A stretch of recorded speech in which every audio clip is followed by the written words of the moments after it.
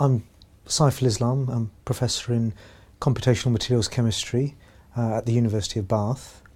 I was born in Karachi, Pakistan, and came to the UK in 1964 when my dad was posted here to the High Commission, and grew up in North London, Crouch End. I went to school to a boys' comprehensive called Stationers. I liked chemistry and went on to study chemistry at degree level at University College London. And then after that stayed on to do a PhD looking at structures and properties of crystalline materials, but using computer modelling techniques. Appearances can be misleading, both in my research and in my name. In terms of my research, I'm a chemist that doesn't wear a white lab coat. I do computer modelling using very powerful supercomputers to look at complex materials. In terms of my name, Saiful, the surname obviously suggests a particular religion. Even though I grew up in a Muslim household, I eventually, whether I had any faith I don't know, but I became more atheist and non-religious. And I think it really mirrored my fascination with science and the rational and scientific method, and possibly because my dad wasn't strongly religious, so he never pushed it upon me, and I always feel that children should have that space to explore faith themselves or no faiths at all.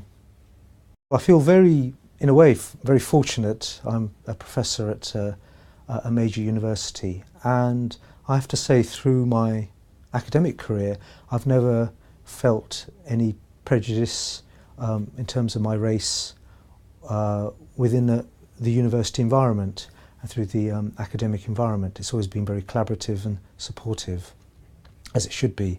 In contrast, there was a period in the late 70s when I was a teenager where it wasn't easy being a young Asian teenager in London. There were instances of Paki bashing, and I got beaten up by skinheads a couple of times as well, and once particularly with my younger sister, which stays with me today, that such vile bigotry is still out there. Thankfully a minority, but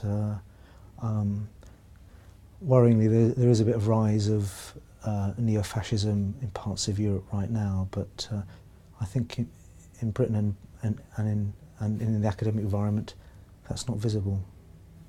I think it's well established that one of the biggest challenges of this century is the energy challenge, developing cleaner, sustainable energy. And I'm fortunate that I work in the energy materials area. We're looking at new compounds that can be used in either fuel cells or lithium-ion batteries. And fuel cells can be used in cars or homes to cut CO2 emissions, and lithium-ion batteries can be used in electric vehicles or hybrid electric vehicles, again to try and cut CO2 emissions. My research looks at new crystalline materials that can be used in both, and we try and understand more about their structural and conduction properties within these novel materials using very advanced computer modelling techniques.